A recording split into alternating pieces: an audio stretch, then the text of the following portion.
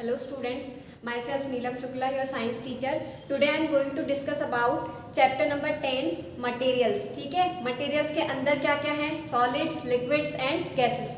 The name of the chapter is materials, solid, liquid and gases. ठीक है, तो first of all हमें ये जानना जरूरी है कि मैटर जो है वो क्या होता है. ठीक है, तो मैटर की एक डेफिनेशन आपकी बुक में दी हुई है, the substance that has mass and occupy space. ठीक है, यानी कोई भी ऐसा सब्सटेंस जिसका एक मास का मतलब होता है वेट, ठीक है, वजन होगा, और स्पेस को ऑक्यूपाई करेगा, उसको हम क्या बोलेंगे? मैटर बोलेंगे. ठीक है, अब चैप्टर पे स्विच करते हैं. We see a variety of things around us, यानी हम चारों तरफ हमारे बहुत सारी चीजें देखते हैं. ठीक है, उन चीजों से रिलेट करेंगे कि मैटर जो है वो क्या होगा. We also use them in our daily life. ठीक है, हमारी डेली लाइफ में बहुत सारी चीजों को हम इस्तेमाल करते हैं. Some of these things are rock, soil, wood, water, milk, iron, stone, air, etc. ठीक है, कुछ नाम दिए हुए हैं, उन सारी चीज़ों को हम यूज़ करते हैं हमारी डेली लाइफ में. The food we eat and the clothes we wear all are made up of certain things. यानी जो खाना आप खाते हो, जो कपड़े आप पहनते हो, वो भी कुछ चीज़ों से मिलकर बना हुआ होता है. ठीक है, We build our houses from the materials present in our surrounding. हमारे चारों तरफ जो भी चीज़ें प्रेजेंट है, उन सारी चीज़ों से हम क्या बनाते हैं? घर बनाते हैं. Scientist use a special term for all materials. ठीक है, scientist use a special term for all materials. ठीक है, साइंटिस्ट ने क्या किया है? एक स्पेशल टर्म यूज की है सारे मटेरियल्स के लिए. They call all materials matter. उन्होंने क्या बोला है? सारे जो भी मटेरियल्स है उनको क्या बोला है? मैटर बोला है. यानी साइंटिस्ट ने एक टर्म दिया है. क्या टर्म दिया है? मैटर, जिसमें सारे मटेरियल जो है वो इंक्लूड हो जाएंगे. Matter is a substance that has mass and occupy space. Matter जो है एक सब्सटेंस होता है जो क्या करता है? स्पेस ऑक्यूपाई करेगा और उसका पर्टिकुलर एक वेट होगा. ठीक है, जैसा कि हम स्टार्टिंग की डेफिनेशन में देख चुके हैं.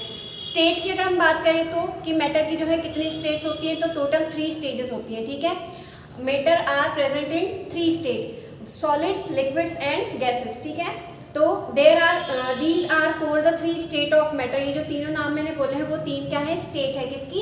मैटर की. Rocks, soil, wood, iron, stone, book, pen, pencil, rubber etcetera are solid matter. ये जितने भी मैंने नाम अभी बोले हैं वो सब क्या है? सॉलिड मैटर है. ठीक है, यानी जब आप उसको टच करोगे, फील कर पाओगे कि वो कैसा है? सॉलिड है अपीयरेंस में.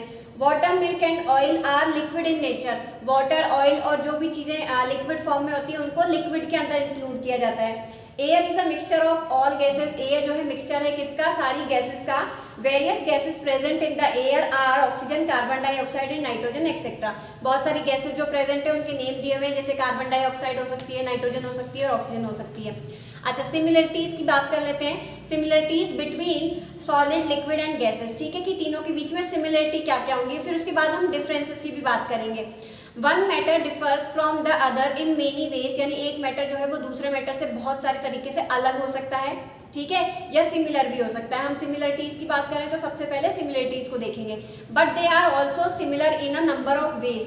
यानी अलग तो हो सकते हैं लेकिन कई सारी क्वालिटीज में वो सेम भी होंगे. कैसे?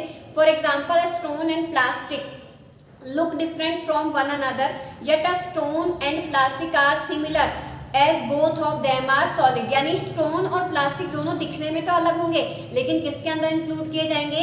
सॉलिड के अंदर इंक्लूड किए जाएंगे. यानी कहने का मतलब जैसा उसका अपीयरेंस है उसके अकॉर्डिंग तो उनको दोनों को अलग अलग कैटेगरीज में रखना चाहिए, लेकिन दोनों किस में आएंगे? सॉलिड्स में आएंगे. Similarly soil, water and air are very different from one another. यानी सॉइल, एयर और वाटर जो है वो भी एक दूसरे से बिल्कुल अलग है. But yet they are similarly in the manner that they have all mass and occupy space. लेकिन सबकी सिमिलरिटी क्या है? कि सबका एक पर्टिकुलर वेट होगा, पर्टिकुलर मास होगा और सभी क्या करेंगे? स्पेस को ऑक्यूपाई करेंगे. तो ये हमने सिमिलरिटीज के बारे में देखा है. कुछ आपको एक्टिविटीज दी हुई हैं, वो एक्टिविटीज आप खुद रीड करेंगे. उसके बाद देखते हैं मैटर की जो क्वालिटीज हैं. ठीक है, प्रॉपर्टीज जो है उसके बारे में देखते हैं. सबसे पहले हम देखेंगे मैटर ऑक्यूपाई स्पेस. ठीक है, मैटर जो है मैं आपको डेफिनेशन जैसे स्टार्टिंग से बताती आ रही हूँ कि मैटर जो है वो क्या करता है? स्पेस को ऑक्यूपाई करता है. ठीक है, तो हमने देखा था कि मैटर स्पेस को ऑक्यूपाई कर रहा है. कैसे कर रहा है? उसको कुछ एक्टिविटीज के थ्रू आपको बताया गया है. जैसे आपने क्या लिया? एक ग्लास लिया. ठीक है, ग्लास के अंदर स्टोन जो है डालना स्टार्ट किया. ठीक है, पीसेस ऑफ स्टोन अगर आपने डालना शुरू किया तो आप क्या देखेंगे कि उसके अंदर एक लिमिट तक, यानी जब तक ग्लास की एक लिमिट है, क्राइटेरिया है, तब तक वो स्टोन्स आप उसके अंदर डाल सकते हो. लेकिन एक लिमिट के बाद, यानी जब तक जब ग्लास बिल्कुल फुल हो चुका है तो फिर आप उसके अंदर और स्टोन्स को ऐड नहीं कर सकते हो, नहीं डाल सकते हो। तो इससे क्या रिजल्ट निकलता है, इससे हमें ये रिजल्ट मिलता है कि जो स्टोन है वो स्पेस को ऑक्यूपाई कर रहा है, यानी ग्लास के अंदर जो स्पेस था उसको ऑक्यूपाई किया है, और जैसे ही स्पेस खत्म हो चुका है यानी जगह खत्म हो चुकी है तो वापस हम उसके अंदर और जो स्टोन्स को ऐड नहीं कर पा रहे हैं, यानी डाल नहीं पा रहे हैं। ठीक है, तो ये आपकी 1 एक्टिविटी दी हुई है, मतलब एक्टिविटी 2 दी है, उसमें 3 पार्ट दिए हुए हैं। सेकंड एक्टिविटी आपकी सेम दिखाई हुई है कि एक ग्लास में आप पानी भर रहे हो, ठीक है, वाटर जो है उसके अंदर पोर कर रहे हो, तो आप देखोगे कि एक लिमिट जहाँ तक ग्लास एंड नहीं होता है, मतलब ग्लास की जो लिमिट होती है वहाँ तक तो आप वाटर उसके अंदर फिल कर सकते हो, लेकिन उसके बाद जब उसकी लिमिट खत्म हो जाएगी, कहने का मतलब उसके अंदर स्पेस खत्म हो जाएगा, तो आप और वाटर उसके अंदर ऐड नहीं कर पाओगे। ठीक है, थर्ड जो है वो एक्टिविटी आपकी दी हुई है कि आपने एक जग लिया है, ठीक है, जिसके अंदर क्या भरा हुआ है, वाटर भरा हुआ है, ऑलरेडी फिल्ड है, और उसके अंदर आप ग्लास जो है वो डालोगे। ठीक है, ग्लास जो है वो खाली है, सीधा जब आप उस ग्लास को डालोगे तो आप क्या देखोगे कि उस ग्लास के अंदर वाटर एंटर नहीं कर पा रहा है। क्यों नहीं कर पा रहा है? क्योंकि इस ग्लास के अंदर का जो स्पेस है वो किसने ऑक्यूपाई किया हुआ है, एयर ने ऑक्यूपाई किया हुआ है। जैसे ही आप उसको थोड़ा सा टिल्टेड करोगे, यानी टिल्ट करोगे, टेढ़ा करोगे, तो आप क्या देखोगे कि उसमें से एयर बबल्स निकलना शुरू हो जाते हैं। क्यों निकलना शुरू होंगे? क्योंकि जैसे ही आपने उसको टिल्ट किया तो जो उसके अंदर एयर फिल्ड थी वो एयर बाहर जाएगी और उस एयर के स्पेस को ऑक्यूपाई करने के लिए वाटर उसके अंदर एंटर करेगा और इसी वजह से एयर जो है बबल्स की फॉर्म में बाहर निकल जाएगी। ठीक है, अब हम देखते हैं मैटर हैज वेट, यानी मैटर जो है उनके पास उनका एक पर्टिकुलर मास होता है, वेट होता है। All matter whether solid liquid और gas have weight, has weight, यानी इनका सबका वेट होता है। Take a piece of stone और any solid material and weight, ठीक है, यानी कोई भी सॉलिड चीज आप लोगे और उसका वजन करके देखोगे तो आप क्या देखोगे, you will see that it has some weight. आपको क्या पता चलेगा कि इसका कोई ना कोई वेट है। वेट छोटा भी हो सकता है या ज्यादा भी हो सकता है, यानी कम भी हो सकता है और ज्यादा भी हो सकता है, बट ये है रिजल्ट कि वेट जरूर होगा उसका। टेक एन एम्प्टी ग्लास और बोतल एंड नोट इट्स वेट, यानी आपने क्या किया, खाली ग्लास लिया और बोतल लिया, उसका वेट चेक किया, फिर उसको फिल कर दिया, उसके बाद फिर उसका वेट चेक किया। वेट पे मेजर जो वेट है उसमें चेंजेस आएंगे, यानी फ्लक्चुएट होगा, क्योंकि आपने जब उसके अंदर कुछ डाला है तो ऑब्वियस सी बात है उसका वेट जो है वो गेन हो जाएगा। Note its weight again, you will see that its weight more now, यानी अब उनका वेट बढ़ चुका है। ऑब्वियस सी बात है कि कोई सामान आपने उसके अंदर रख दिया है या उसको फिल कर दिया है तो उसका वेट इंक्रीज हो जाएगा। This shows that liquids have weight, और इससे हमें क्या पता चला कि लिक्विड जो है उसका भी एक वेट होता है। उसके बाद नेक्स्ट देखेंगे, टेक एन एम्प्टी बलून, आपने एक खाली बलून लिया है, उसका वेट चेक किया है। आफ्टर दैट आपने क्या किया है, उस बलून के अंदर एयर फिल की और उसका वेट फिर चेक किया, तो आपको दोनों के वेट में डिफरेंसेस दिखाई देंगे। यानी हमारा कंक्लूजन क्या निकला है कि मैटर जो होता है उसका एक पर्टिकुलर वेट होता है।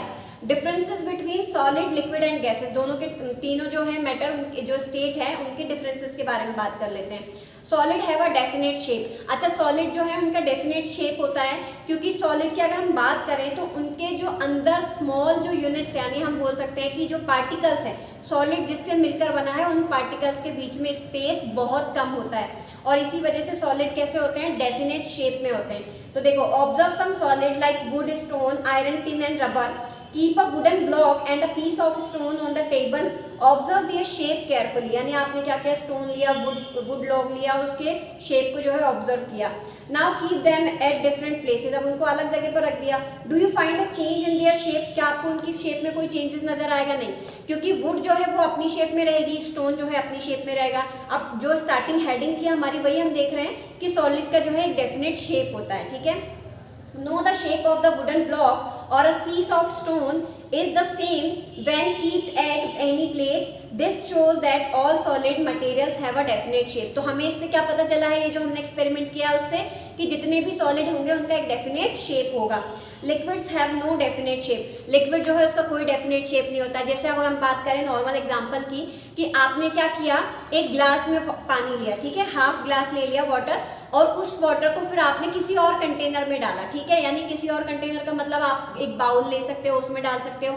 तो आप क्या ऑब्जर्व कर रहे हो कि जिस ग्लास का पानी था, माने क्वांटिटी तो वही रहेगी, लेकिन पहले वो ग्लास की शेप में था, अब आपने उसको बाउल के अंदर डाला तो उसने बाउल का शेप गेन कर लिया। कहने का मतलब क्या है कि लिक्विड जो है उसका कोई डेफिनेट शेप नहीं होगा, जिस कंटेनर में आप उसको डालोगे वो उसी की शेप को ऑक्यूपाई कर लेगा। this water into a beaker or any other containers and observe its shape, you will find that water takes the shape of the container। वही सारी चीज़ें लिखी हुई है जो चीज़ मैंने आपको एक्सप्लेन की है कि जिस भी कंटेनर में आप डालोगे, ठीक है, लिक्विड्स को, उसी कंटेनर का वो शेप ले लेता है, ठीक है।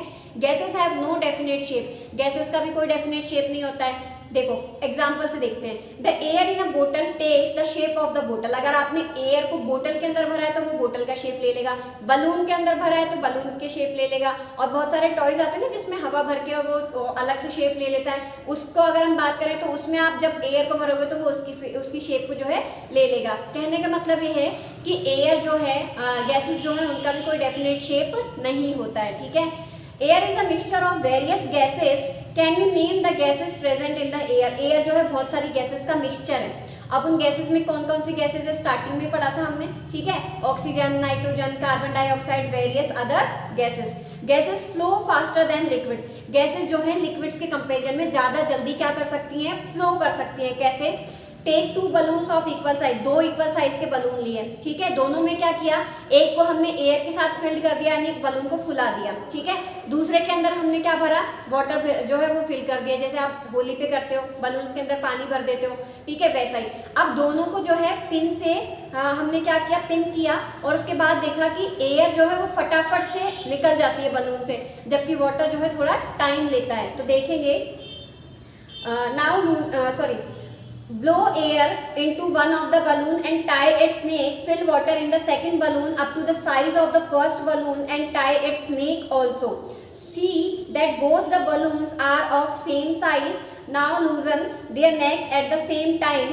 Note which balloon become empty first. दोनों बलून्स को साथ में हमने उसकी जो नेक को टाई किया था उसको हटाया, तो हम क्या देख पा रहे हैं कि कौन सा बलून जो है सबसे पहले किस बलून के अंदर, यानी एयर सबसे पहले बाहर निकलती है या वाटर सबसे पहले बाहर निकलता है।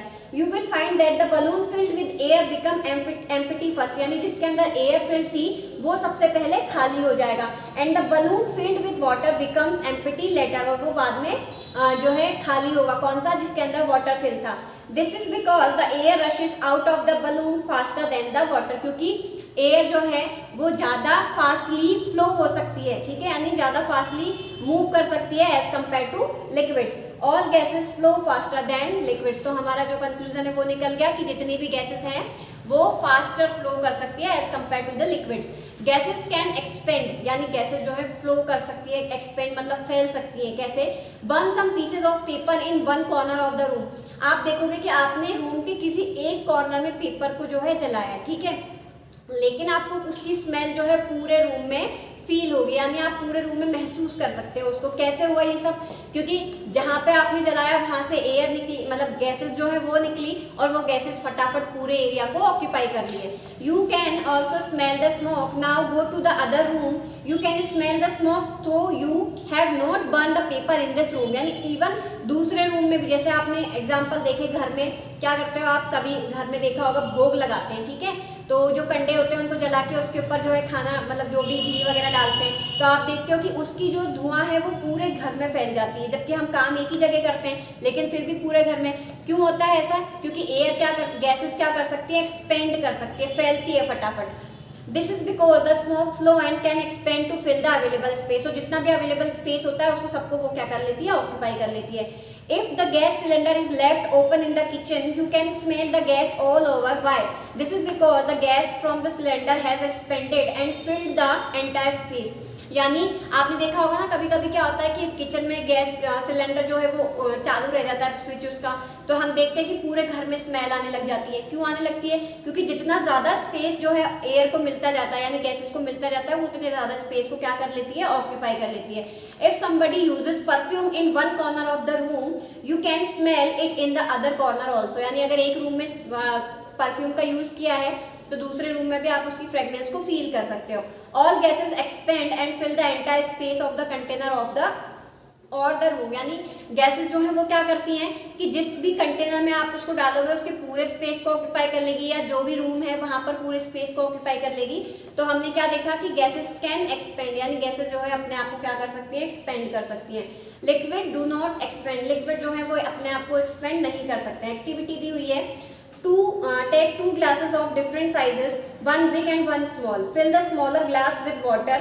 Now pour this water into the bigger glass. यानी दो ग्लास लिए, एक छोटा और एक बड़ा, ठीक है, दोनों में पानी भरा है, छोटे वाले में पानी भरा और उस पानी को आपने कहाँ डाल दिया है, बड़े वाले ग्लास में डाल दिया है. Does the water fill the bigger glass completely? क्या छोटे वाले ग्लास का जो पानी था उस पानी ने बड़े वाले ग्लास के पूरे स्पेस को ऑक्यूपाई किया है? No, the bigger glass remains partially empty. यानी कुछ पार्ट जो है उसका खाली था, क्योंकि जितनी क्वांटिटी थी उतना ही स्पेस ऑक्यूपाई किया, जबकि एयर गैसेस में क्या हो रहा था कि जो स्पेस जितना भी अवेलेबल है उसको सबको उसने क्या कर लिया था, कवर कर लिया था. It does not get completely filled with water as liquid do not expand. तो हमें क्या कंक्लूजन निकलता है कि लिक्विड जो है एक्सपेंड नहीं करते हैं. This activity shows that liquid do not expand or their quantity does not increase according to the size of the vessel. ठीक है, यानी हमने क्या देखा है कि जो क्वांटिटी है जितनी है उतनी ही रहेगी, चाहे आप उसको किसी भी कंटेनर में फिल करो. A given quantity of liquid always takes up the same amount of space. अब जितनी क्वांटिटी थी उसने जितना स्पेस ऑक्यूपाई करना है उतने ही स्पेस में वो उसको ऑक्यूपाई करेगी. कहने का मतलब गैसेस की तरह एक्सपेंड नहीं होगी. The chapter is over. Question answers will be provided in PDF form. Thank you.